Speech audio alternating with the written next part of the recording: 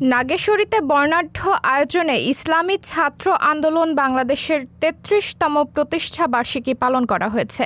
নাগেশ্বরী উপজেলা শাখা ইসলামী ছাত্র আন্দোলনের আয়োজনে শুক্রবার দিনব্যাপী কর্মসূচি পালন করেন।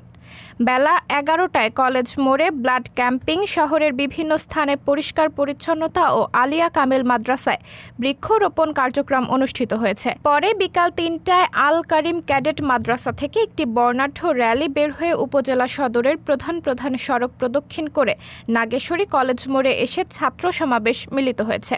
এ সময় সমাবেশ চলাকালে শহীদদের স্মরণে দোয়া মাহফিল অনুষ্ঠিত হয়। ইসলামী ছাত্র আন্দোলনের নাগেশ্বরী থানা শাখার সভাপতি এম আবুল হাসানের সভাপতিত্বে এবং সাধারণ সম্পাদক রেজাউল করিমের সঞ্চালনায় এতে প্রধান অতিথি হিসেবে বক্তব্য রাখেন ইসলামী ছাত্র আন্দোলন বাংলাদেশের কেন্দ্রীয় কার্যনির্বাহী কমিটির সদস্য আহমদ শাফি।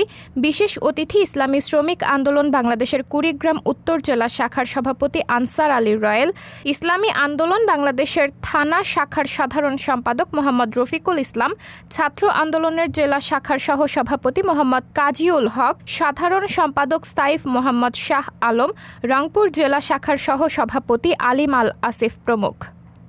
সাবরিনা জলিল, সবার কথা।